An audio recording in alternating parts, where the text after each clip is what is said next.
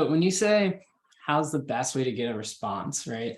That and personalization are two things you cannot separate because personalized emails just get more responses, right? I'm more likely to read an email top to bottom if it's Right. specifically written for me. I think where people get mixed up is like there's some fundamental flaws in folks writing, but there's also fundamental like flaws within how people approach personalization. There's fundamental flaws in how people structure the logic within their email. And so those are like the three things when I think about content where people really mess up. So I'll start with personalization. What does that really mean, right? Personalization is not some box to check.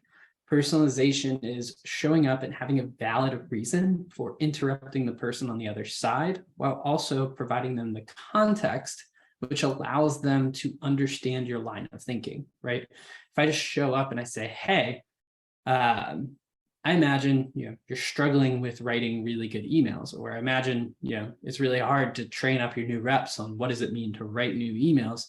There's no context there. And so it's like, you need to lead them in. And this is where like personalization gets a bad rep because people just think that like that lead in needs to be anything, right? So you're a Braves fan.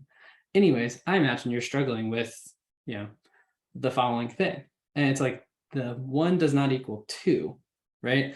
And so instead it's something richer, something deeper along those like, oh, because you're hiring, this must be top of mind, right?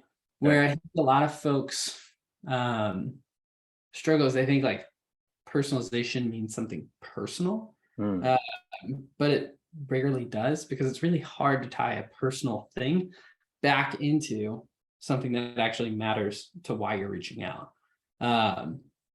So it's like that conversation of like personalization, relevance, what does that actually mean? They're not mutually exclusive. They're just inherently a little bit different. Now, like the best of the best when it comes to personalization, they're pulling in multiple observations. So not just, hey, I saw you're hiring. It's, based on your experience at X company, coming into this company, I imagine thinking about, hiring is da-da-da, right? So personalization, it's not some box to check. It's really about having like a valid reason for showing up and interrupting them within their task list, within their to-do flow. And that's really where like the person, like the email needs to start, right? Because what that does, it starts the logic of why you're reaching out. It starts the structure and the framing of like where the conversation should go. The message should really frame out as, context, why I'm here today. Then underneath that, it's like, the problem that like you're assuming based off of, what brought you here. Based off that problem, you could either insert some credibility or you can go straight into what you do to solve that problem and then ask if it's of interest to start a conversation around. And there's, multiple nuanced ways that you could set that email up. Maybe I do an observation and then I just ask a question that implies that I have a solution, right? So maybe it's as simple as like, hey, I saw you're trying to scale the sales team up pretty rapidly this quarter. Curious, would it be helpful if you were able to have a sharper look at how those new reps are ramping in the inbox, right? Obviously, like I have the answer to that. And I know the answer is yes, but it's like a clever way to like mask a pitch without being pitchy, right? So that's where I'm going at with like structure. And like the way that's structured too, it puts the frame of reference on them first before I'm like talking anything about myself, right? I think a lot of like times people forget the perspective of the person who's coming into their inbox and seeing this message. And we think about it from our perspective and we try to be informative. So I'll use this to like transition into some of the writing errors that people make. One of the biggest errors that I see folks making is the tone that they set within their message. So one of the data points that we have on our end is the more informative you are, the less email responses you get, right? Okay. We pulled an email sample of like 28 million emails across like 10,000 different users. And one of these things that just stood out is in cold emails, when you're coming across as informative, when you're trying to teach the person something or like tell them something, response rates are just like fall. They go straight off a cliff. And it's wild because in reality, if you think about it, you see this in your inbox and you're like, okay, I kind of know what this is on the other end, right? You sort of see it as a pitch. And people just opt out. People know what's happening. And so they pre-filter you, they categorize you with these like mental spam filters. There's other things that sort of trigger that mental spam filter, right? If I write an email, it's like will, comma, 1 to 2x your positive reply rate, question mark. Like if that's the subject line, like you know you're about to get sold to, right? You've opted out before you've even opened the email.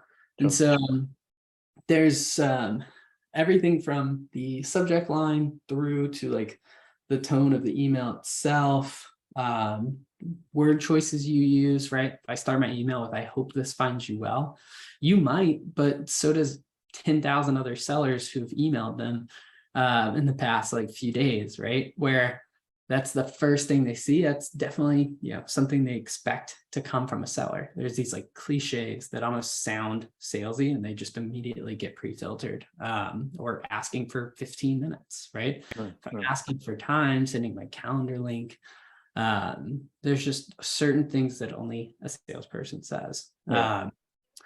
So the cliches, this like pre-filtering, I think like some other things that folks don't really think about as much would be like the length of the email or maybe like the formatting of the email, right? We've seen since we started Lavender, right? When you first got started in 2020, you could get away with a pretty long email, right? You have about 50 to 250 words before you really saw some major impact on response rate. And as our data set's gotten sharper and times progressed, that's gotten shorter and shorter and shorter. There was a stretch of time where like 125 was this optimal. And all of a sudden we just saw this pendulum switch. And like, now it's like, basically, if you're writing a 125 word email, you're in trouble. It's like you're in like the red zone. What's wild is you can get 65% more response by taking that down to a 25 to 50 word email. Wow. You can say a lot within 25 to 50 words. You just can't really talk a lot about yourself. You have to recognize that the attention span, what your buyer's really going to give you is only about 10 seconds. Litmus has done a bunch of research on this and they publish it every year. Last year was 11 seconds. This year it's 10 seconds. Wouldn't be surprised if next year it's 9 seconds. It's getting shorter. And it's wild, right? Because if you look at how many words someone can silently read to themselves in a 10-second window, 40 words. So if you're thinking about writing an email and you're looking at data saying like, I should write it between 25 and 50 words, the reason for that is because your email is more likely to be responded to and responded to positively if they actually read the entire thing. And so like, one of the reasons that people don't read your email is because it's too long. The other piece I was getting at with that is how they read it. So your email's first impression is 8 times more likely to happen on a mobile phone. And so one of the things that we see is like sales engagement platforms have done a decent job. Like Gmail's like net new email compose window has done a decent job of like keeping the window fairly small. The impact that a mobile unoptimized email, what we sort of refer to as like, we've got like these long blocks of text or, it goes into scroll mode on a phone. What impact does have on a cold email is really only about 10%. Now 10% still, 1 out of 10 emails are being missed out on because you wrote a big old block of text. But the smaller window size actually protects the sender to a degree What's wild is when you get into reply threads and you look at the impact there. So if you use Gmail or Outlook has typically got a much stronger impact on this because of the environment in which the seller is writing is different. It's much wider. And so it's much easier for me to just start typing and putting a bunch of information in. And it looks decently formatted because of how wide the box is. Right. But if you're in, say like a Gmail net new compose, Right. it's like a 2-to-1 ratio. One line in Gmail becomes 2 on a phone. If you're in the reply thread, it's like a 4-to-1. So one line immediately becomes like a big old wall of text on a mobile phone. Yeah. Right. And so they see that and they go, I don't know about that. And they just move on. It's not that like the information was too much or anything. It's that the information was too dense and like your brain is like wired to just like avoid spending the calories. And so it's just like, I'll come back to that. Or in most cases, they just don't read it at all. Trying to think of like some other gaps. I mean, probably the biggest would be the complexity of folks writing. You know, if you use the tool, you've probably seen our product tell you that your message is too complicated. And there's good reason for that. Like there's reason I can point to basically anyone I talk to. And I could say, if you've used our product, it's told you your writing is too complicated. And it's because 70% of emails are written at or beyond a 10th grade reading level. Now, the best response rates come at a 5th grade reading level. So if you're thinking to yourself like, well, okay, I'm writing this 10th grade reading level. I thought the person on the other end was like super intelligent. So like I should be trying to match that in order to keep credibility with them. Well, the problem is they're on their phone, they're scanning it in 10 seconds. Like they don't have the mental bandwidth, whether you're talking about like a PhD scientist or you're talking about like a CTO in some crazy tech company, or you're talking about an individual SDR. Like they just don't take the time to like really dig in. We even had a team that like wanted to fight on this. They were like, no, the hill we're going to die on is we're writing at a 10th grade level. And it was funny because they had like a big gap in their data between like the 1 to 10 range, but they had this like great little localized peak around a 10th grade reading level. And they were like, I told you, we know, right? Like we have the data, it's there, it's 10th grade. I was like, just focus on 5th grade reading level. I promise you, like I've seen this enough times. We have enough emails on our end to say you're wrong. And they were like, yeah. Basically what we found was there was like an interesting like crew of individuals who like broke away from us and like, no, we're not going to do that. And then there was a core group of users that ended up writing at those simpler levels. I was like, here's exactly how to do it. Just try and copy paste my messaging here. Just try it. And it was wild because the graph went from like 5th grades over here, 10th grades over here. All of a sudden it just went whoop.